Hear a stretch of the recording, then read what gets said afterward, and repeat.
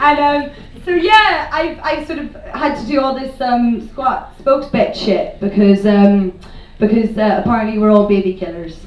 That's what we do. And I've been on I've had to do stuff to a camera for the last 3 mornings in a row. And they plucked my fucking eyebrows, the cunts. I haven't had my eyebrows plucked in about 10 years, and the woman in the wardrobe was just dying to do it. You know, she reminded me of my friend when I was 12, just wanted to pounce on me with a fucking pair of tweezers. Anyway, fine. Imagine me, like I wore makeup for them bastards. It's all good. So but it's really hard to have a reasoned debate in the media because they're not interested in that. So here's a little story about people rising up and joining together to create change as one. From the people who brought you the famine. Salmon, Guinness, taking the piss, a good golf shot. We won the Open. Oh yes, put that in to be topical. You see, in sport, the masses like the sport. Yeah. A good golf shot. We brought you the boycott. Hey. Your granddad farm was squatted. My mum wants me reminded. My other granddad lost his home, couldn't get a bank loan, had to borrow from a Catholic MP who recalled it suddenly as a means of acquiring property. Now my dad's family home lies empty. There's a powerful lesson in history about how to win rights peaceably. In 1880s Ireland, 0.2% owned all the land. Most were absentee landlords, unconcerned with the hoard, so they'd hire a land agent to collect rent from the poor tenant. One called Captain Boycott saw his harvest nearly rot because the peasants united.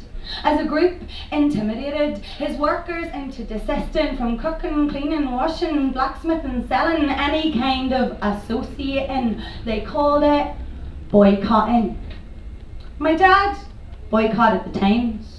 He'd never cross picket lines. Boycotting set people free and boycott had to flee. So the government minister, William Edward Foster, increased the disaster. Another coercion bill to make the boycott illegal. So Parnell invented filibustering. 41 hours of continuous speaking led to the first check to debating in that house of oxymorons we call the Commons. I was there the other week. Conservatives want to sneak past us a bill against trespass. Anti-squatting is a pretense to remove rights in the Magna Carta, the ancient people's charter. But Ireland got the Land Reform Act, saying that ownership of land in fact was held by landlord and tenant. A judge was found to fix fair rent. England never got land reform. They got palmed off with parks when they got too excited by Marx. Evicted Scottish crofters went to Ireland. Lords burnt the forests for grassland.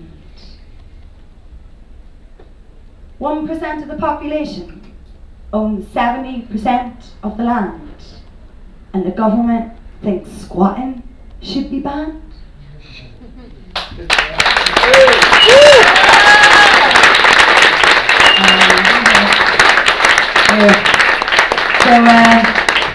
Consultation finishes on the 2nd of October. Please fill in those forms.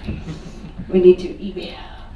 And I think especially being in Camden, it's very squatter chic out there, isn't it? Do you know what I mean? It's a bit like Disney did squats or something.